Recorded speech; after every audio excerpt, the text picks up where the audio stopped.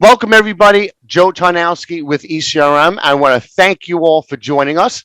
My guests today are Sean Georges and John Buford from On Mission Leadership, and they are also co-authors of the book On Mission, Your Journey to Authentic Leadership. Now, this is part of an ongoing series of interviews that we're doing on the topic of leadership. And the first one that we did back in November focused on leadership in general. And what we're going to do from now on is drill down on different aspects of leadership. So, and then I'm going to have the link to the first interview that we did in the show notes. So this one, we're going to focus on the people part of leadership and why relationships matter. So, Sean, John, or Dr. John, to start off, right? Thank you for joining us. And to start off, why do relationships matter? Why is the people part so critical? Because I'm a big relationship guy. I know they're important in business, but in leadership, why are they so important? No, it's a great question, and I think an important one to begin with. One of the distinctions we make very clearly in the book, and because it's a real distinction of consequence, is the distinction between management and leadership. Management is about things. Management is about processes. It is something quite different from leadership, which is about people. So we have human beings where leadership is possible, and in fact, we argue necessary in order for teams to accomplish a mission. And then you have concepts and actions and behavior around and disciplines around management, managing resources, managing processes, managing things. Part of the problem in the discussion around management and leadership is we often sort of they get conflated, and we have terms that find their ways in sort of and they get in the way of clarity. So leadership, people, and remember our definition, core definition of leadership. Leadership is who you are and what you do to influence others to commit and act in alignment with the mission. So you have at the heart of what it means to lead, you have at the heart the idea, the concept of influence. So when you get to influence, the way human beings, people are wired, we influence one another most powerfully, most significantly through our relationships with one another. So that's where that concept of leading through relationships, through the way we relate to our teammates, whether it's a spouse or a son or daughter or a colleague at work or a client or a customer or our neighbor, where we've got a shared mission, that is to us a core aspect of how you influence.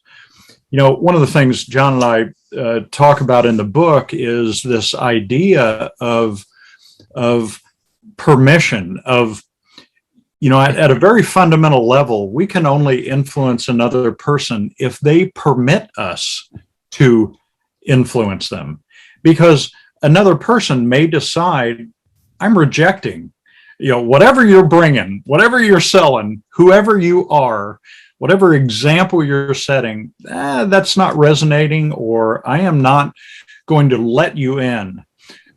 There are also those situations where we may be in a position of leadership. Remember, entirely separate matter, position of leadership versus leading. Two different questions there, two different issues. But at a very fundamental level, another human being has to permit you to influence their thinking, their actions, their commitment. And so a leader is in a position where through their relationship with this person, they are providing a basis for, gaining that permission, if you will. And that happens through relationship. It is a very fundamental and simple kind of a concept, but it is just absolutely key. Leadership is about influence in the direction of mission accomplishment, that shared mission. And that's why relationships, building authentic, not manipulative kinds of relationships, but true relationships with your teammates so that you can serve them. And we'll talk more about kind of the basic model, but leadership is about serving your teammates in the direction of your shared mission is just key. So by that token, so if you have someone who's in a position of authority, right, that leads by making somebody do something because of their position of authority, yet that person did not give them permission to lead, it may result in them doing the job, but maybe undermining them or not putting 100% effort in or something like that. That's right. If you did not, so the permission must not be, it's not about being given permission. It's about gaining. It's about earning that permission, just like you have to earn trust, just like you have to earn respect. So that's exactly it. Once you begin to get into this place where you have an ability to influence people at a deeper level, then now you're talking about giving people the opportunity to develop their own potential, the chance to have a voice, the chance to lead themselves and to learn how to lead, the chance to grow, the chance to bring all of their talents, maybe even undiscovered or undeveloped talents and capabilities to the table. That's what leaders are all about. And that comes through all of the work that is involved in really creating these authentic relationships with your teammates. I was just going to build on that. Another thing that you just made me think of, Joe and Sean, and what you said was a lot of times when I look at organizations, one of the first big red flags is when people are doing exactly as they're told, no more and no less. And that's when, what Sean alluded to, or what you said, when authority is used as the guidepost, or at worst, the whipping stick to get people to do things. That's a big red flag. And so that's where the real tangible difference between influence through relationships, because someone wants to follow, wants to be, is accepting to be influenced, as opposed to just carrying out orders. Now, to do this, you need to kind of know about your people. You need to get to know them. And this way, because you can't have empathy for somebody if you really don't know where they're coming from. You can't get yourself in their shoes. Can you talk about the importance of developing this knowledge and getting to know them? How you go about that? Yeah, let me hit that one. So as far as the reason to get to know someone, let me use a tangible example that we're all faced with on teams is conflict, interpersonal conflict. Usually when conflict arises, the first thing we look at are behaviors. What was said, what wasn't said, what was done, what wasn't done. And if you just know that, you just look at that, you're never going to get to the root causes. But when you do a cause analysis behind behaviors, right, at the top of the pyramid are overt, what people see, behaviors. But below that, underpinning that, are the motives and the values and the beliefs that people bring to the table, right? And so when you're diagnosing or trying to solve conflict or some kind of interpersonal conflict, if you understand where this person is coming from at a deep level, what do they value? What do they believe about the world around them, about other things? What's their motives? Why are they here? You can get to the heart of the issue a lot sooner, because if you just say, if you just go on behaviors like a screaming child, you can only get so far, right? So that, to me, is the importance, just a tangible reason, one of the importance to get to know people at a deeper level.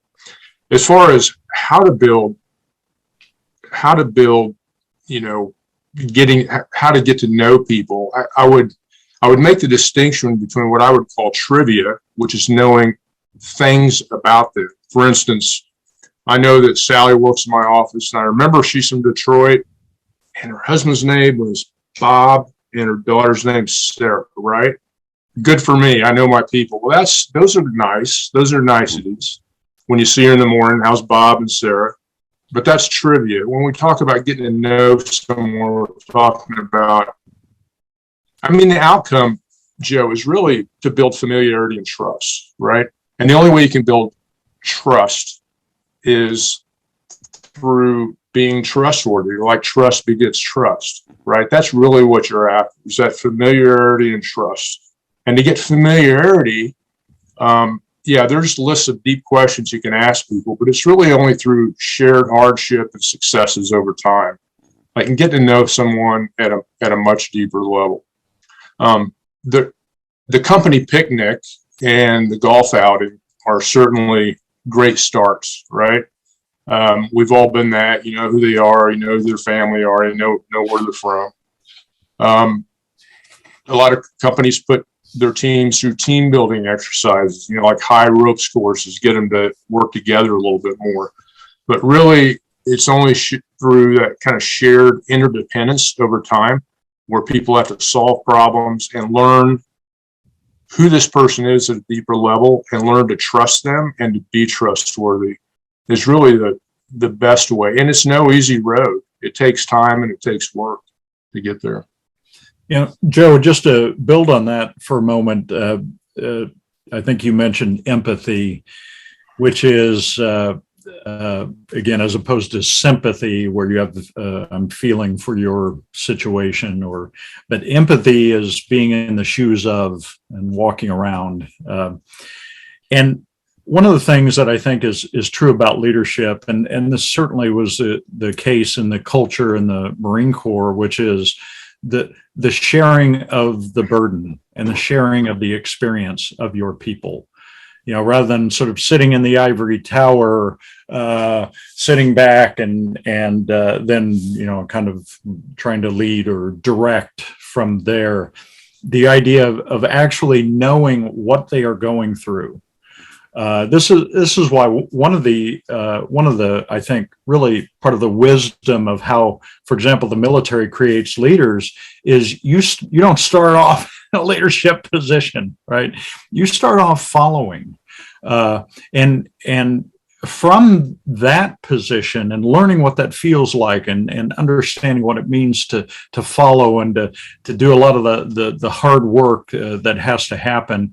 I think one of the things leaders need to do is to maintain a level of empathy about what the people around them are going through, not just what they've been through. That's important to understand that, but also what are they going through right now? For example, in this COVID environment, what is it like to have to take care of your kids, educate them if they're at home rather than at school, and to juggle all of these things, running the business through Zoom calls and all of that is understanding in no uncertain terms what their reality is.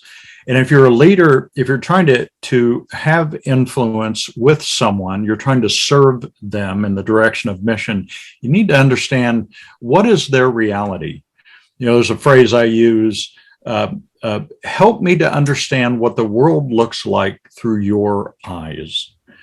And help me to really, and the closer you can get to their reality, the better you can engage with them, the more you can build that relationship and then make some good leadership decisions, actions, etc. But that someone once said, part of the secret to authentic leadership is having the discipline of empathy, which means even if it doesn't come naturally, right? Even if I'm kind of a person that's, whatever, closed off, or, I don't really like, I have maybe a difficult time with human relations. Because I have leadership responsibilities, I have to exercise the discipline of empathy. I have to work to put myself in their reality and in their shoes. So I think that's an important part. If you really want to engage people, you want to engage them in a committed way. That's an important part of the kind of part of the piece of the puzzle. Yep. And I think you reference this in your book to accomplish that, the importance of listening, just listening to them and with intent, listening, really paying attention, finding out what they know, they love, what they're passionate about. Because if you know what they're passionate about, you can find a way to funnel them into roles that match that passion, and you get so much more out of them, and they'll enjoy it too. You went right to where I was going. Laser focus, Joe. Thanks for that. Yeah, listening is probably the most underrated, can't be overstressed attribute of a leader. And in the book, we talk about level 3 listening. And, level 1 listening is while you're talking, I'm formulating in my mind my response, right? It's nothing sticking. Level 2 listening is I'm hearing what you're saying, but I'm not really trying to understand. Level 3 listening is trying to get to the messenger behind the message, right? And I think that the empathetic part, I think empathy is an important companion to listening, because we've all been there. We've had a subordinate or colleague or a teammate come come to us with a problem, and to you and I or someone else, it may not be a big problem, right? But they're emotional about it. But you have to realize it is a problem for them, or they wouldn't be saying it. And so, listening with empathy to try to understand what they're feeling, that the feelings behind those emotions is super important, is critical for a skill for a leader to have, and doing it authentically, right? There's, we've all had people listen to us, but they were doing it because they want us to feel listened to. But you're really approaching it with an authentic curiosity to find out what's going on in this person's heart and what's going on in their head. Yeah, and the thing is, if you're not paying attention, or like you said, you're just doing it on the surface, they'll know that. They'll feel that. But if they feel seen, if they feel heard, it makes a big difference. And like you said, if it's a big problem to them, well, yes, it's going to be a big problem for the leader of the team too. So it should be of greater importance to them. Yeah. So what about the opposite? So the opposite direction, right? We're listening to the team. We're trying to learn about what drives them, what motivates them, what their passions are, whatever. What about the leader sharing with the team? How much should they share? What should they share? How does that work in the equation? Well, I think that's a great point and an important part of a relationship. So relationships are two-way. It's a two-way street, right? A true and authentic relationship requires that both parties know one another at a certain level. So one thing I think leaders have a responsibility to do, those who wish to lead, is to also be and show their humanity to the people that they intend to influence. And it's got to be more than, hey, let me tell you about my resume. Here's what I've done. And, look at the letters after my name or whatever, if you have any. It is much more about, listen, this is who I am. I need to and want to know who you are. I need you and want you to know who I am. These are some of my experiences. These are some of my strengths that I've discovered. This is how I will bring those to the team. These are the things I'm not good at. I tell you what, I was crystal clear with my team back in corporate America and they knew without question, and there was no way I was going to pretend my way through my inability to master, for example, complex number issues or accounting problems. That is out of my realm of, I'm not quite sure my brain works that way. However, I was also, so guess what? That meant that you have a team, a diverse team of people with different capabilities and abilities. And so you've got to have, that person who can bring that kind of a perspective and understanding of the table. But you're also clear about your strengths. You're clear about, this is what we're trying to accomplish, expectations, what they can expect of you, what you will expect of them. One of the things we talk about is tolerations too. This is the kind of behavior that is not accepted or desired or will be tolerated on this team. At the same time, you can expect this of me. These are the things that I will tolerate. Things like, hey, go out and give your best effort, fail forward, learn from your experience, those kinds of things. We will learn as we go. Whatever those kinds of things that you will tolerate, not tolerate, just clarity. So much of what John and I talk about in this book and what we're trying to communicate by this thing we've been doing for over a decade now, he and I, is to simplify concepts that have been overly complicated and to present them in a way that people can really grab onto them and use them in their lives. And it's, relationships, I remember once having a conversation with a fellow lieutenant, a young officer, and we were kind of still learning how to lead in the Marine Corps. And we used to talk about leadership all the time. It was just a continuous, learning and discovering and exploring process. And I remember him saying, well, I've decided how I'm going to be with my Marines. And I said, oh, that's great. How is that? And he said, I'm going to be a mystery to them. I'm going to be a complete enigma.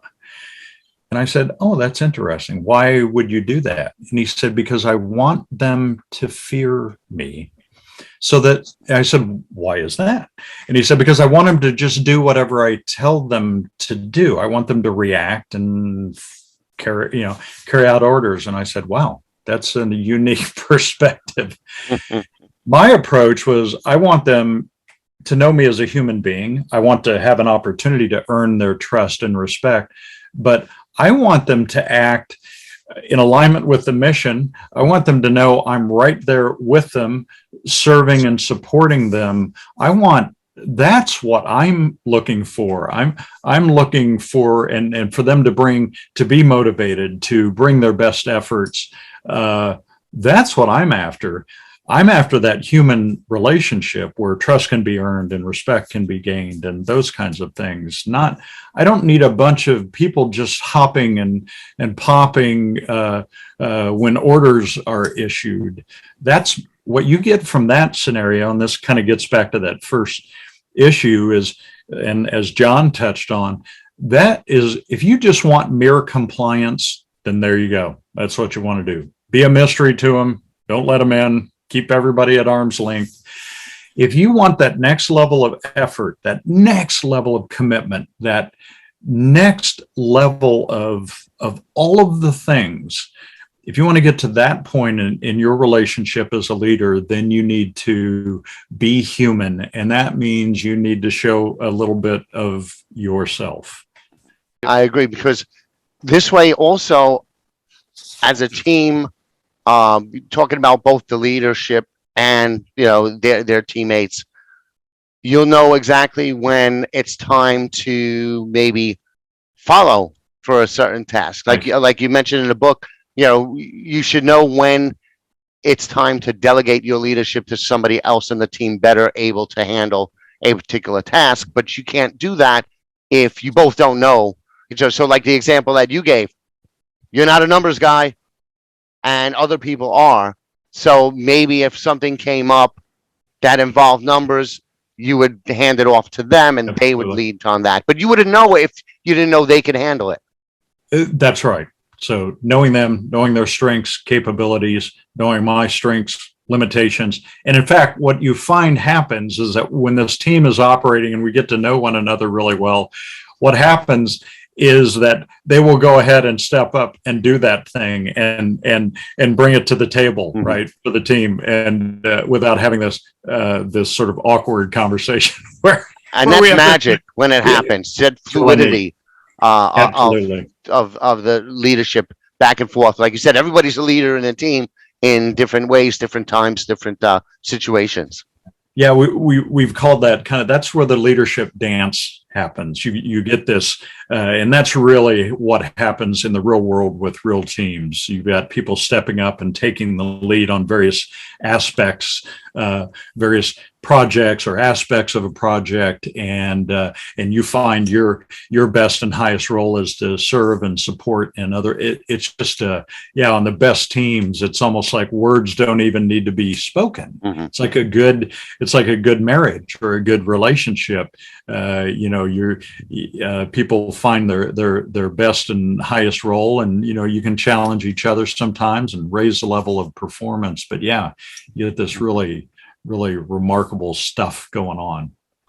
Yep. Well, speaking of, you mentioned marriage, let's talk about love and leadership. Not in that context, but in the context of love as a verb, which both of you mentioned in the book. And, could you talk a little bit about that? How does it work? What are the elements involved Sure. when you mention leading with love?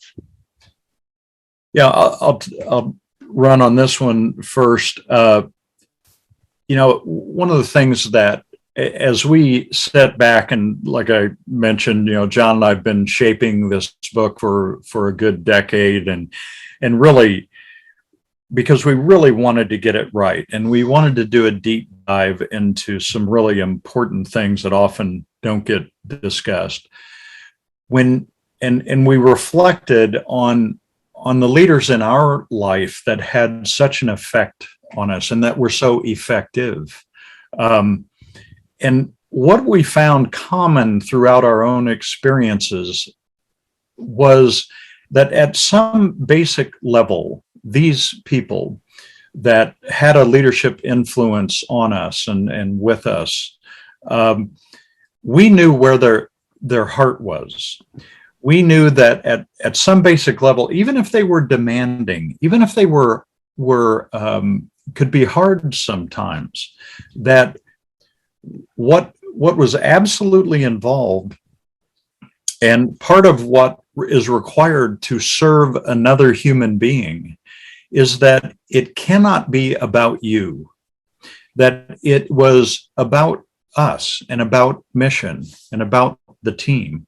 And that comes from a sincerely, deeply authentic sense of care, compassion.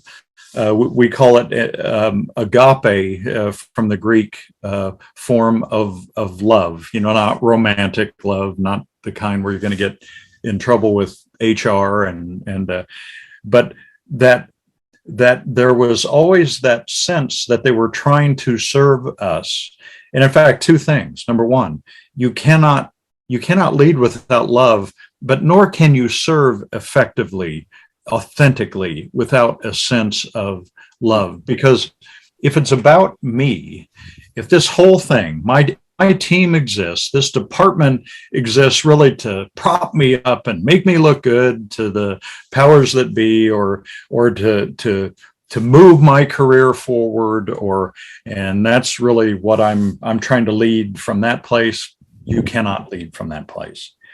Now, you can manage without love, right? I can manage things, I can manage processes, payroll, etc. I can do that stuff with just sort of an intellectual understanding, and we can get our X's and O's out there. But when we bring people into the picture, my ability to authentically influence and lead has to come from a genuine place. It has to come initially, it's and John and I talk about this, it's got to be from the head and from the hands what you do, but also from the heart. And the authenticity in leading from that place, from that place of love, is you can't fake it.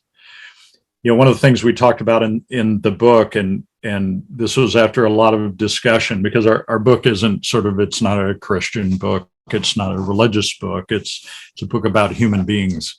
But there's sort of that love chapter from First Corinthians in the New Testament, and I remember reading that. In fact, I had that up on the wall. It's in the hallway in my house, and that's usually the chapter they read. Love is patient, love is kind, does not envy, etc. That's the thing that they read at weddings. Mm-hmm. And we often just think of it in that sort of box. We put it in that box. But when I reflected on the leaders that were really influential with me and authentic, it was almost like they went right down the line of that, 1 Corinthians chapter 13, 4-8, patience, kindness, a lack of envy. They wanted us to succeed, did not boast. They were humble. They were express humility in everything they do. It wasn't about them. It wasn't about that they didn't dishonor others. They respected others. They dealt with others from a place of respect. They were gracious. They allowed us mistakes. You keep track of stuff. Hey, but what can you learn about this? There was always that second chance. There was another chance if our heart was in the right place. And it was, and it also shows you, I think, again, it gets back to that relationship. This is core stuff. This is fundamental human. This is what it means to be a fully formed human being, I think. And we just thought that chapter, I think we even laid it out in the book, and then talked about how some of the leaders that influenced us just went down that line, and found that to be powerful.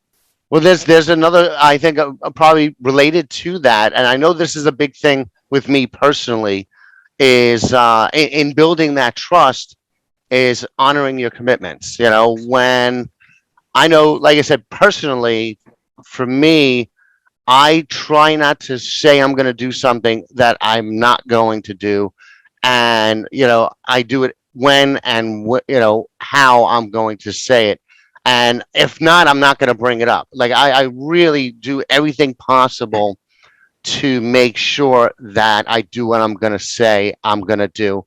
And I think from a leadership perspective, that's so important, because how are you going to reliably trust somebody if they're never doing what they say they're going to do?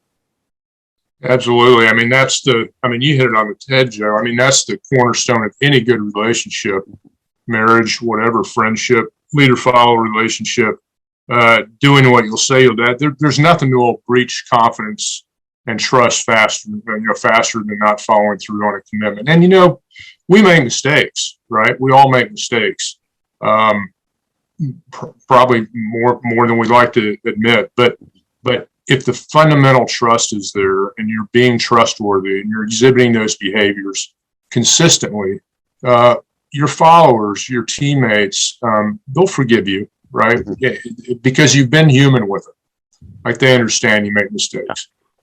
So I think that, quite frankly, doing what you say you do is just modeling good behaviors, right? And it's setting the bar for your expectations of them too, right? Yep. Yeah. Yep. Well, to wrap up, this last question is, this takes time. Building relationships takes time. Everybody's busy executives, busy entrepreneurs. What do you say to somebody if they're too busy or don't have time to put into these relationships? I go back to what I call grandma wisdom. My maternal grandmother used to sing these little quips and pieces of knowledge all the time to me. A penny saved is a penny earned, pretty is as pretty does. And she often used to say to an adolescent boy she took care of, haste makes waste, right? And I didn't know at the time what she was doing, but she was telling me that the haphazard way I was undertaking my task was just going to cause a redo, right? It's going to take more. And so taking that time and just to give, a quick example, this goes back to that question earlier about letting them know you. I taught in college for, a little over a decade and had very close relationships with my students, probably a lot closer than most professors, just because of the nature of our program. We spent weeks in the wilderness with each other and got to know each other well. Getting to know your people, for instance, I can think of one of my students. I knew that she did not get her energy from accolades or compliments. I knew she was most alive when she was learning and being challenged. That allowed me as a leader to best serve her, not to sit around and give her compliments, but to challenge her and make sure she was learning. On the other hand, she knew that when I was under pressure or felt I was under pressure, I was a little bit quiet and detached. Mm-hmm. Now, what did that do for our relationship? Well, Sean talked about, this dance, leading and following. There's an interdependence to leadership, right? So she was allowed, by knowing me at a deeper level, to serve me, right? To know that sometimes she needed to come up and say, hey, John, what's on your mind? What do you need? Right? It's not all about me. It's not leadership flowing down to her. Like, it works both ways. And so that, knowing each other can be a very, very powerful multiplier on a team in practical ways, right? It's not just feeling good because you know someone. It actually has some tangible, operational benefits, right, to the team. Yes, it takes time. A lot of times it takes a lot of time depending on the type of person. I'm an introvert. It takes people a while to get to know me. I'd like to think once they do know me, they like, it works well, but it takes a little more time. Some people are an open book, and you get to know them fairly easily. So you have to understand people's personality types and what it takes. And some people, it's a little hard to crack the case, like to get inside.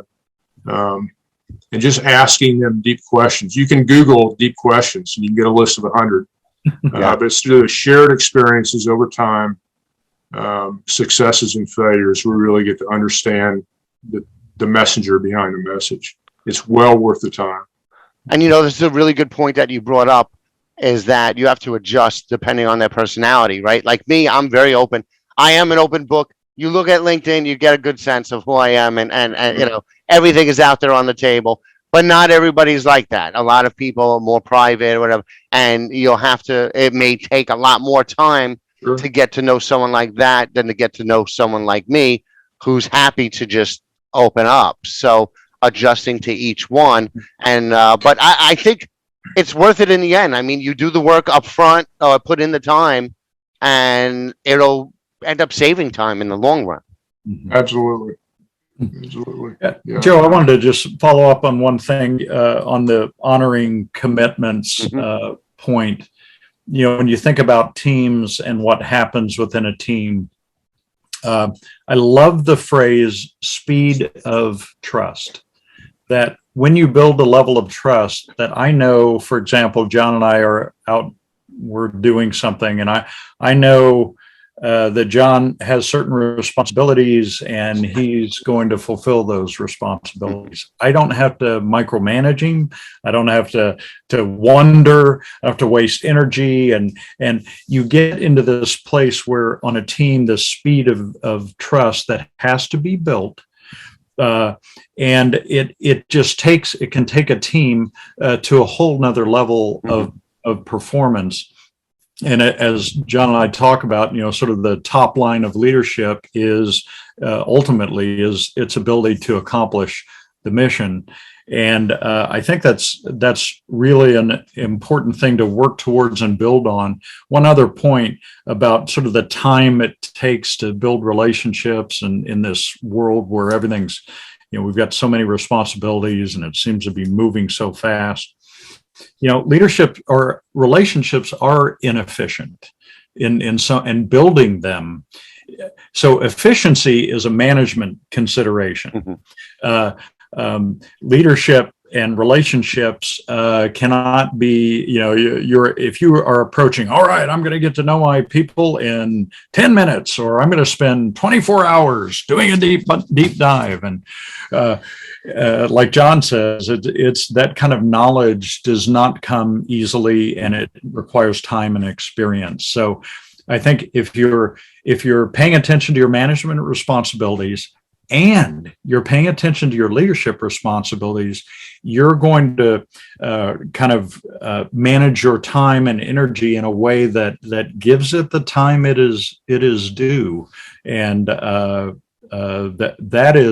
that requires a real effort. And if somebody comes to the door, you've got something due, or you're working on, you're processing stuff through your inbox, you call a timeout and you focus on them, because that is time very well spent, and you let that play out, but you're all in when those moments happen. And those are those leadership moments. Those are so important, and they scale up, they pay off in the long term big time. But those investments in time that you have to be disciplined and willing to make. Well, like you Marines say, right? Slow is smooth and smooth is fast. That's right. Yeah. Awesome. Good phrase. Well, thank you guys so much. And everybody, you can find them on onmissionleadership.com, right? Did I get that right? Yeah. It's actually onmissionleaders.com. On Mission Leaders. Okay, so visit the website onmissionleaders.com, and the book is going to be coming out in July. So, but we're going to have a few more videos before then. So again, Sean, John, thank you so much. Always great chatting with you. Thank you, Joe.